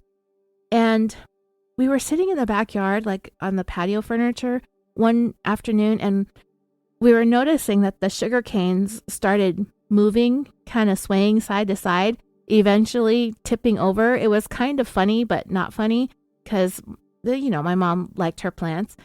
So gophers had been digging around in the yard and were chewing through the roots, and they were chewing through those stalks of sugarcane, even though they're technically a grass. They're so tough that I just can't even imagine taking one of those things and beating a 12 or 13-year-old kid with it. I mean, it's pretty outrageous. So anyway, another aspect of Tom's punishment was his dad forced him to attend church services, which Tom hated with a passion. This was punishment for getting kicked out of school. Ed would watch Tom closely to make sure that he was joining in with the clapping and the singing in the church. But there came a time when Ed noticed that Tom was refusing to participate, so he ended up taking him into a private office inside the church and beating him up so badly that Tom was unable to attend his PE classes at the new school that he was enrolled at for at least 2 weeks. Shortly thereafter, Tom ran off from home, and this time he was gone for a few months. He ended up coming back in early 1986, at which point Pamela and Ed had contacted all of their friends from the church in an effort to try and get rid of whatever evil entity that they believed was in possession of Tom's soul. They were going to put together like an exorcism of sorts, I guess. Tom sort of followed along with what he believed to be a bunch of nonsense to just placate his dad and his stepmom. However, his home life did not improve, and he didn't see any hopes of it ever getting any better. Tom knew that he was nothing but problems for his parents, and he was so desperate to get away. And he became so despondent and sad, and he felt so alone that he began contemplating taking his own life. His only reprieve was drinking and drugs, which he indulged in every chance that he had. In June of 1986, a few months after the demons were exorcised from Tom, he and a friend of his stole a truck in Memphis, Tennessee. And I mean a truck, an 18-wheeler, a semi-truck, an articulated lorry if you're fancy. But they really didn't get very far with it. At this time, Tom was only 13 years old, going on 14 that October. The kids were arrested, charged, and convicted and placed on 2 years of probation. A couple of days after that court date, Tom ran away from Memphis, and he didn't go back. He ended up back in Mississippi. It was there that he stole another vehicle, this time not quite as huge as an 18-wheeler, but still a pretty big car for a kid, a Lincoln Town Car. Someone made the mistake of leaving it parked at a corner store with the keys in the ignition, and Tom drove it for about 2 hours north from Jackson, Mississippi to Charleston, Mississippi, and I was today years old when I learned that there was a Charleston, Mississippi. As soon as he got into Charleston, he was pulled over and taken into custody, and really, the court actually offered Tom a pretty good deal.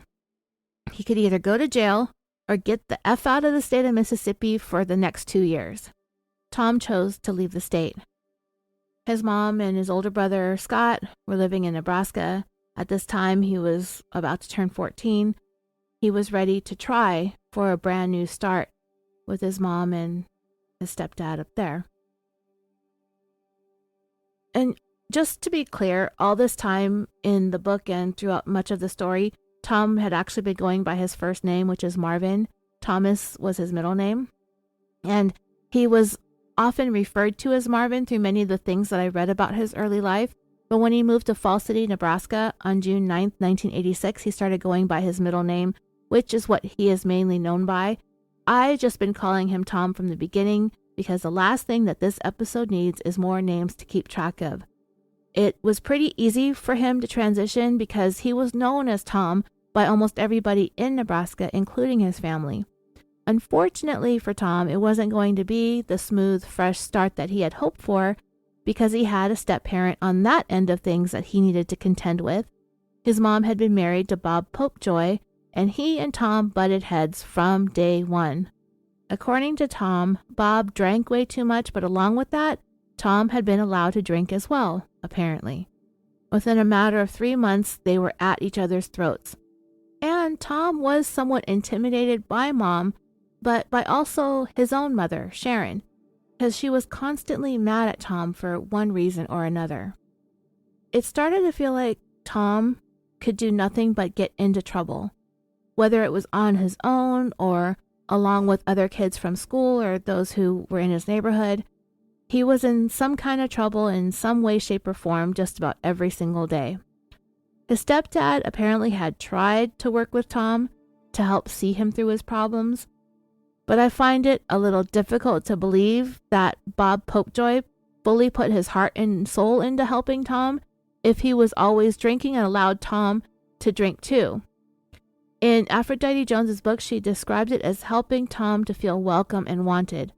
But turning your almost 14-year-old stepson into your drinking buddy doesn't sound like the best way to go about that. Maybe it's just me. Anyway, Bob would blame Tom for being the one who was unwilling to try to work things out. Eventually, Tom heard some dirt about Bob and his family and how they were such prolific criminals in the county in which they lived, which was Richardson County.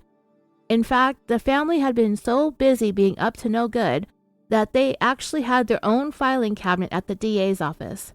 So the more Tom would hear about all of the Popejoy's shenanigans, the more he lost whatever respect he had for his stepdad, which was very little to begin with. But his stepdad's criminal background did intimidate Tom. Bob had spent time in jail for burglaries, robberies, countless DUIs, and while he was never convicted of anything of the sort, his former wife had pressed charges against him for domestic violence, but like I said, he had no convictions for that. And as it turned out, the little bad apples don't fall far from the tree. Tom's mom, Sharon, had her own criminal file which grew pretty consistently with each passing year, things such as forgeries, DUIs, resisting arrest. However, she managed to skate by without ever being convicted of anything. What frustrated Tom wasn't that his mom had made these mistakes or messed up. What got to him was the fact that Bob was regularly beating her, and she would never call the police or have him taken into custody for domestic violence. It was that common cycle. Bob would get super drunk, they would get into a fight, He would beat the crap out of her, then he'd apologize, and she'd forgive him. And he just didn't punch or slap her around. He'd beat her down so badly that there were times when she would be bedridden for days following. She could barely move or get up because she was in so much pain. Tom recalled one specific incident where Bob had actually smashed her face with a brick, leaving her entire face bruised for weeks. The other bad apple, Tom's older brother Scott, who had gone to live with their mom several years before Tom had joined them, he was actively compiling his own criminal file too. But for Tom, he was actually kind of impressed by all of his brother's criminal behavior. He looked up to Scott, and when Tom moved there in 1986, Scott's criminal behavior had begun to escalate. Prior to Tom's move, Scott had been arrested for breaking into the local high school. He committed various acts of vandalism around the small town. Like several others in the store, he also forged checks, and he spent a few days in jail for animal cruelty. The most serious crime was an arson at that religious survivalist encampment that I mentioned earlier in Rulo. He had lit one of their structures or a barn or something on fire, but that was before the FBI had actually raided the place. While Tom had come to Nebraska for a new start, his family situation, dealing with his stepdad, it made Tom want to get the heck out of Nebraska just as soon as he got there almost. His solution at one point was to steal Bob's pickup truck and leave town.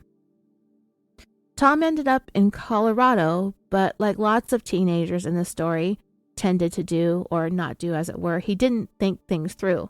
Like, how was he going to get money for gas or for food? And he ended up having to call home to ask for help. And all he ended up getting was a severe beating after a stepdad and brother had to drive all the way to Colorado to get him. Tom already hated Bob, as it were, for the way that he regularly beat up his mom. But when he got the beating for taking his truck and going to Colorado, he really, really wanted to cause Bob to vanish forever. And he's admitted that he contemplated trying to figure out ways to murder Bob. So, not too long after this whole Colorado incident, Sharon had gone somewhere and she had arrived home, but as soon as she walked up to their trailer, she noticed the strong odor of gasoline. She wasn't sure what to make of all that or what this was about, but it was really unnerving. So she called Bob to see if he could leave work a little early and check on where this gasoline smell was coming from. It turned out that somebody had poured gas all around the perimeter of their trailer, and he also discovered a gasoline-soaked rag under the steps that led up to their front door. Tom was questioned about the gasoline, and at first he tried denying that he had anything to do with it, but later on he admitted that it was him that poured the gas everywhere. He claimed that he wanted to be a hero. He wanted to set the trailer on fire, and then he wanted to put the fire out and rescue everybody, save the day, save the family, and that way he would have finally done a good deed that everyone would be proud of him for. Later on that same night, Bob and Sherrod had gone out drinking. When they arrived home, they thought that Tom was asleep, but he wasn't, and he was overhearing their conversation. He heard his stepdad tell his mom to go into her son's room, hug the boy, tell him that she loved and cared about him, to try to smooth things over. But Sharon was like, no. She didn't want to hug him. She didn't want to talk to him. She didn't want to see him. She certainly didn't want to tell him that she loved him. Eventually, her iciness thawed, and she went in and did what Bob had suggested. She hugged her son. She told him that she loved him. But the fact that this asshole that he hated, his stepdad, had to insist that his own mother go in to tell her own child that she loved him, the whole scenario for him, for Tom, was soul-crushing. After his mom left the room, he found a knife in his drawer and he cut himself on one of his ankles. And while he bled kind of a lot, it didn't cause any major damage to any vein or artery. A few days later, Tom made another attempt at taking his own life, by ingesting a variety of prescription pills that he found in the medicine cabinet. But he also survived that attempt as well. By the time Tom was going to turn 16, Bob and Sharon had had it with him. He was stealing from them, he was taking money and credit cards and anything of value that wasn't nailed down. He was out of control and they could no longer keep him in check. So they contacted social services and officially washed their hands of him by turning him over to the state of Nebraska. He went to a group home for about a month until he was placed with the foster family. They had a farm, which was in a pretty isolated area. He started going to the local high school, and he did chores around the house and around the property. By then, Tom had been drinking and using drugs for several years, and it had become a pretty serious addiction. Tom was only with the foster family for about a month when they had him admitted to a mental health care facility in Omaha out of concerns that Tom was suicidal. He stayed there for a month, but as soon as he got back to the foster family, he picked right back up with the substance abuse and the self-harm. A few weeks later, Tom skipped town once again, this time stowing away on a freight train, and he ended up in Everett, in the state of Washington. He had an uncle that lived there. Of this move to Washington, Tom stated, "By that time, I was drunk all the time, smoking dope, doing coke, anything to make me feel better. I had also sliced my stomach open. I didn't deserve to live. All I did was cause problems for people. My anger was getting the best of me." So now you see here with Tom Nissen, we have a very, very angry young man. Tom Nissen never really had a solid plan whenever he would run away and take off from his family. There were times when he would be so high or so drunk that he would actually have no idea how he wound up where he ended up. Then he would find himself stranded, and then he would have to call either his mom or his dad and ask if he could come home. And every time, one or the other would hesitantly take him back. Tom had feelings of hopelessness. He didn't feel like he could depend on anybody in his family, and he had wished that he had had someone that was stable, that could understand him, that he could reach out to for some help. In his eyes, he felt like he was the only one searching for a solution to his problems, and everybody else in his life was just useless. He had a hard time expressing how he felt to his family, and it left him feeling very alone and dejected, and he hated himself. He hated what his life had become. He felt as if he was worthless. Tom went into a new foster home in Falls City, but he ultimately ran away from there also in the late summer of 1989, and he was set to turn 18 that October. He had expressed a desire to take his own life, so the foster family that he was staying with ended up contacting authorities that helped track him down. When the police found Tom, they suggested to him that he be admitted back into the mental health facility once again, but this time focus on getting treatment for his addictions. Even Tom felt like it was time for him to accept the help. He was so sick all the time, he was barely eating, he had lost so much weight. He went back to the treatment center, but he wasn't really all that forthcoming about what was really going on with him. He would tell his therapist that he was checked into the facility for skipping school. After a while, he did open up about wanting to try to get sober and wanting to stay out of trouble and to stop fighting with his family. At the same time, Tom said he didn't feel like he had any place to go. He said his mom's home was the worst place he had ever lived. His dad's home was the second worst place he had ever lived, and his uncle's home was the third place that he had ever lived. And that was about his entire immediate family. It didn't seem like it may have occurred to him that he was the common denominator and perhaps he was the problem and that there was something about him that needed to change, but he was busy blaming everybody else in his family. Tom's psychologist diagnosed him with conduct disorder, which is sort of an umbrella term for a set of behaviors and emotional problems characterized by a disregard for others. Children with conduct disorder have a difficult time following rules and behaving in socially acceptable ways. and the behaviors can sometimes become hostile and violent. Tom was also diagnosed with a depressive disorder, which is characterized by sadness that's so severe and persistent that it interferes with daily function, along with a disinterest and an inability to find pleasure in anything. Tom also tested as functioning at about the age of a 12 or 13-year-old and had an estimated IQ of about 82, which is below average. Tom was anxious to get out of the treatment facility. He was there for a couple of months. His 18th birthday had passed. His therapist wanted him to continue with the inpatient treatment, especially since he had expressed his desire to murder his stepfather. But nobody ever really followed through, and just weeks after he turned 18, on November 9th, 1989, Tom left the mental health care treatment center. He went back to his foster home, and he started going to the local high school again. In his paperwork when he was discharged, it was noted that Tom exhibited prominent sociopathic traits.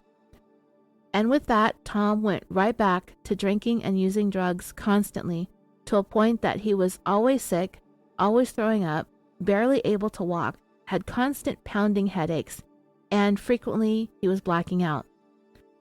He was getting into that time of year when there was Thanksgiving and Christmas and New Year's, and he felt like he needed to party as hard as he could to make up for the months that he had spent in that inpatient treatment center.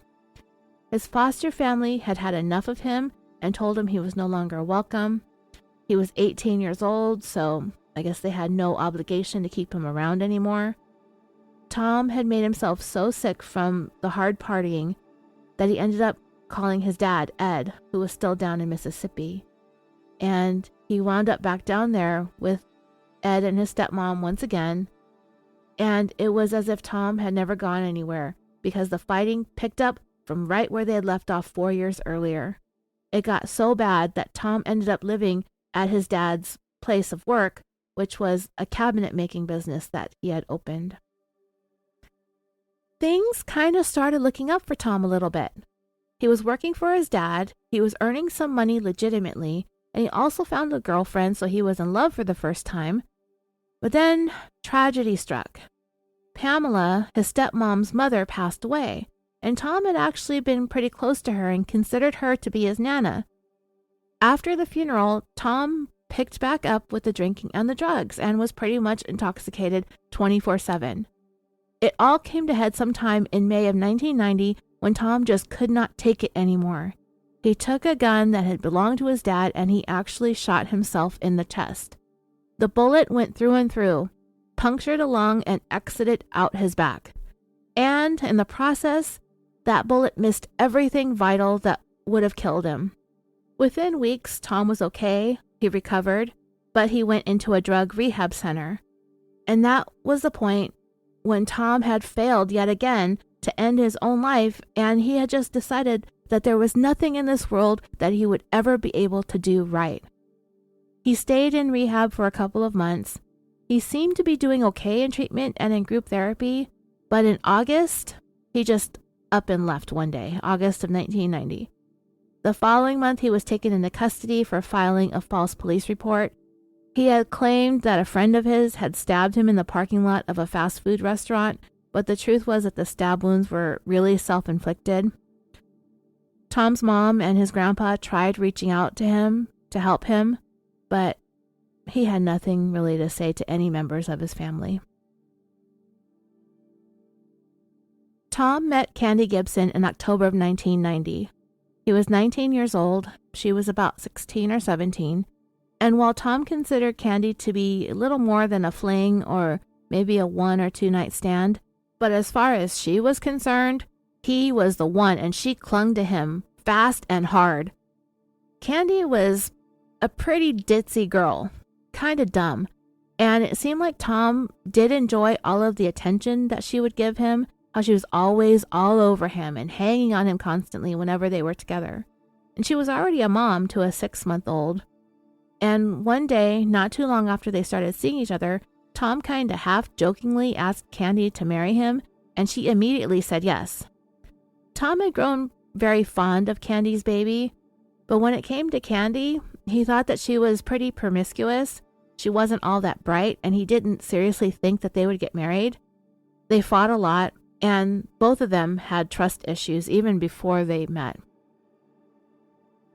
In December of 1990, Tom Nissen was arrested for drug possession, and while he was only sentenced to serve 5 days in the county, he decided that he did not want to serve those 5 days, so he took Candy and the baby and fled Nebraska and headed back to Mississippi. And they both had kind of a good time down there for a minute. They went out a lot, they were drinking together, and Tom's sister, Susan, she liked Candy and would babysit so that they could go hang out. But the drinking, of course, led to lots of fights between the two of them. And it got so bad that Tom had even kicked Candy out twice. So her dad had to drive down and pick her up and bring her back to Nebraska twice. But the second time, Dad was like, say goodbye to Tom Nissen forever. That was the condition. Never speak to that guy again. If you're going to come back, this is the last time he was going to go and pick her ass up. Tom ended up going back to Nebraska, begging for Candy to take him back. They began secretly seeing each other. He was sneaking into her parents' house at night to have sex until they got caught. And her dad told him, do not ever set foot in his house ever again, or else. Desperate and not knowing what to do next, Tom decided that he was going to go into the military, and he was going to marry Candy before he left. In short order, he enlisted, he went to boot camp, he had a mental breakdown, and he was hospitalized for that and for his alcoholism. When Tom was examined, the cuts and the gunshot wound scars were noted on his body. He admitted to being a heavy smoker and a heavy drinker, and that he had used illegal drugs in the past. And while he did not admit to being suicidal, he did admit that he was the one who shot himself in the chest. I can't imagine he was going to be enlisted in the Army for very much longer, but he was set up with another appointment to see the doctor, but he decided to not show up. And I suppose he saved the Army the trouble of discharging him by discharging himself by way of going AWOL. This is going to sound way out there, but Tom joined a traveling carnival and went across the United States. He wound up back in Washington State for a while with his uncle, then back down in Mississippi with his dad, working for this carnival. Then he went to Nebraska as often as he could to go and see Candy. But eventually, he found out that she had another boyfriend whenever he wasn't around. So now Tom has found himself heartbroken and stuck back from where he started in Falls City, Nebraska.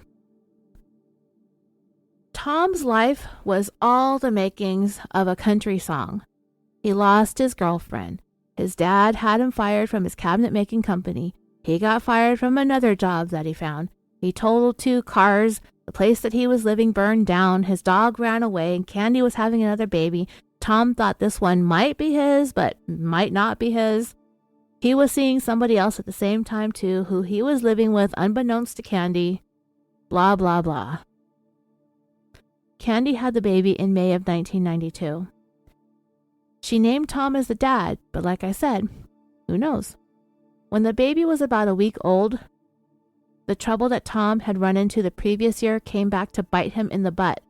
Remember those 5 days in the county jail that he was supposed to serve that he never served? Well, he got picked up on that warrant and ended up in the county jail for about a month. And then, in June of 1992, Tom and Candy figured that it would be a great idea, just swell, if they finally tied the knot and got married. But Tom continued getting into legal trouble, having been arrested on charges of burglary and arson now. He was sent for a mental health evaluation once again. They noted the bullet wound scar and discovered some of the cuts and other scars on his body. But the attending doctors found that Tom was not suffering from any mental illness and he did not need to be committed for any sort of treatment. Tom ended up being sentenced to prison for the first time for a relatively substantial amount of time for the burglary and the arson, 3 years. He was convicted based on a couple of fingerprints that were identified as his that were found at the scene, and in early September of 1992, Tom was transferred to a Nebraska state prison. It was particularly hard on Tom this time around. I mean, not that prison is ever easy, but it was hard on him because he was a father, maybe, and he knew, or at least he felt like Candy was really unfit to be a mom. Where she was living, the place was always infested with bugs. Dirty dishes always filled the sink, and used diapers were typically left all over the place. Tom would hear things from his sister and his friends about the conditions that Candy kept the home where she was raising the kids. But most just thought that Candy didn't really know how to properly take care of children and a home. As stated earlier, Candy was kind of a dingbat, and basic life skills simply weren't in her wheelhouse. She would do things like put the kids in semi-damp clothing that wasn't finished drying and send them outside to go play in the freezing cold Nebraska weather. She would warm up a can of soup and sit that bowl in front of an 18 or 24-month-old thinking that the child would be able to just spoon feed themselves. And Candy not only lived by the 5-second rule, it was the unlimited amount of time rule for her. No matter what dropped on the floor or how long it sat there, she would consider it edible, at least for the kids. If they dropped a cookie last week and she found it 7 days later, she'd hand it to the kid and they'd eat it. She'd even pull dirty dishes and dirty silverware out of the sink and reuse it to serve meals. So this girl just had no idea. Tom ended up being given parole in May of 1993. He was 21 years old. In Aphrodite Jones's book, his birthday is off by a year. He was born in 1971, but she listed him as being born in 1972. So if some of these dates and ages I've provided seem slightly off, it's because of that confusion. But I have confirmed that Tom was indeed born on October 22nd, 1971. So in all, Tom served only 8 months of his 3-year sentence for arson and burglary. So technically, 7 months later, on December 31st, 1993, the night of the triple murders at Lisa Lambert's farmhouse, just outside of Humboldt, Tom Nissen should have still been in prison.